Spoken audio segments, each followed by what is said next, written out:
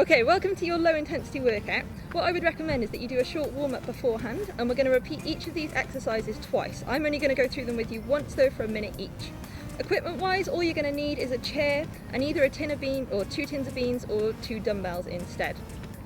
So first exercise that we're going to crack on with is going to be some high knees. Now if you struggle with balance, you can do these leaning against a wall or holding onto your kitchen counter. And we're just going to start off first of all by tapping opposite hand to opposite knee.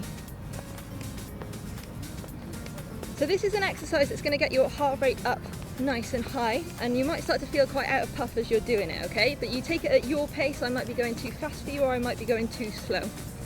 If you want to make this exercise a little bit more focused on core, instead we can take it a little bit slower, taking it right down. But for now we're going to try to keep it high if you can.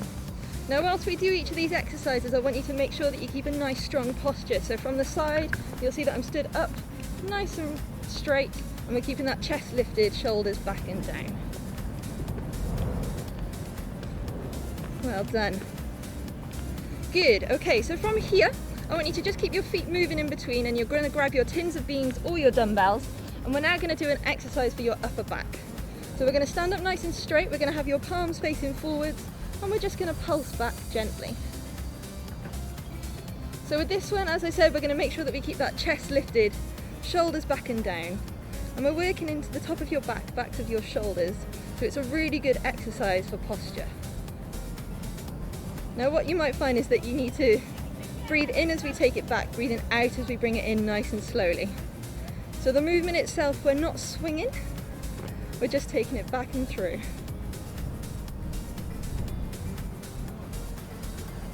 Good. Well done. We're finishing here.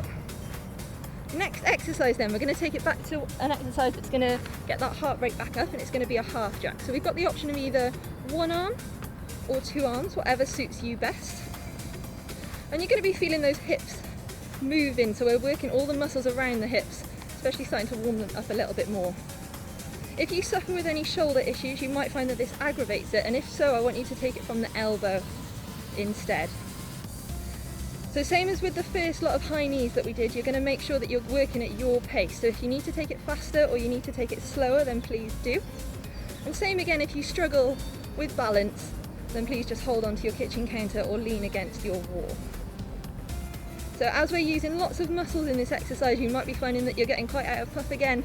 Again, just because we're using all those muscles, they need a lot more oxygen than what they do if we're standing still. So as we take the arms up, we're using some small muscles on the tops of your shoulders here, and they might start to get a little bit tired as we go along, but that's completely normal. Well done. Last 10 seconds here.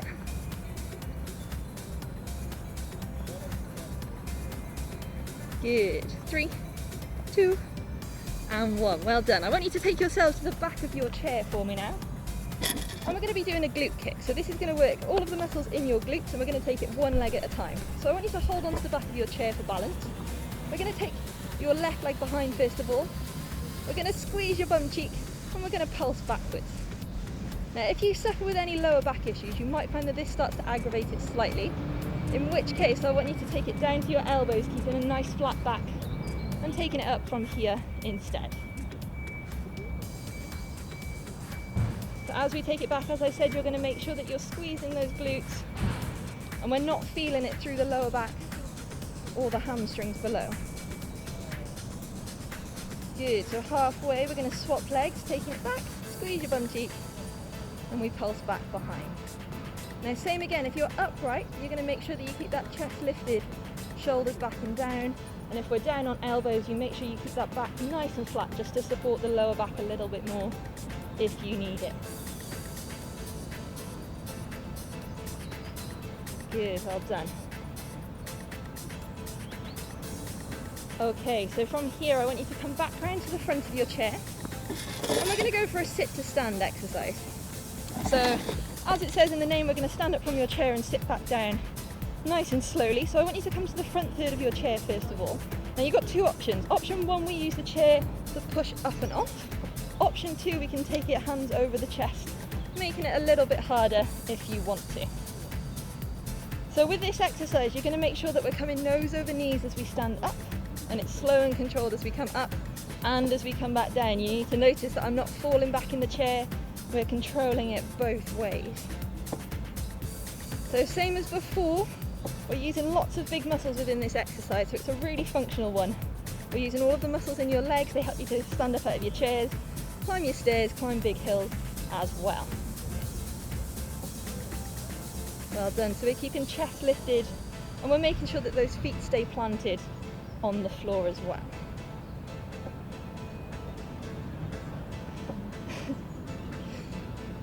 Okay, so from here we're going to keep those feet moving in between again for me, and I want you to grab your tins of beans or your dumbbells, and we're going to go for an upright row. So we're going to be taking upwards, but at the same time, if you can, I want you to tap your toes back. Now only do this movement if you feel confident with your balance that you're able to. If you're not able to take it to a tap back at the same time, we just go for those upright rows instead. So whichever option you choose, when you're doing your upright rows, I want you to make sure that you're driving up with the elbows, and you can even add in a cheesy grin at the top.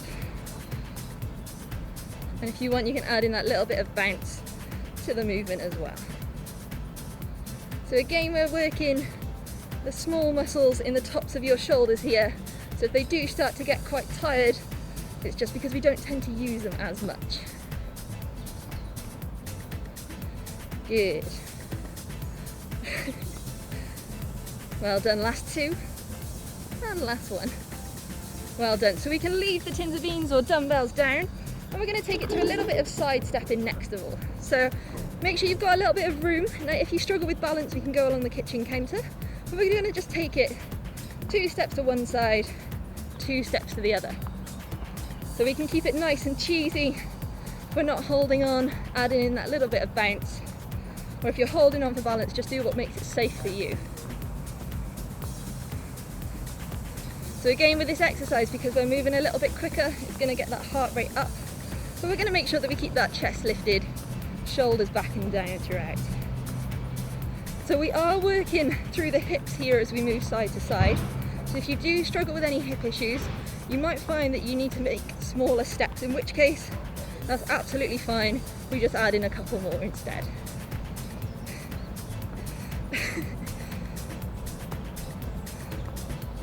Good. Well done. Last couple here. Okay, so from here we're going to grab those tins of beans or dumbbells again, and we're going to go for an exercise that I like to call putting in the cupboard. So it's very functional. We're going to curl up, we're going to keep your toes tapping, and we're going to pop it up in the cupboard. So we're going to make sure that it's a nice, slow, controlled movement. So as we curl up, we use the biceps here, and as we push up and forwards, we're using small muscles in the front and tops of your shoulders. Again, if they get tired quite quickly, it's just because they're not used as often as you might want to. And if you need to, just lose the weight and just try for the movement instead. Now, if you do suffer with any kind of shoulder issues and this does aggravate it, instead of putting it up in the cupboard, we're just going to push out in front instead. But I want you to make sure that you keep those toes tapping or heels raising throughout, just to make sure that we keep that blood flowing. Well done. Last 10 seconds here.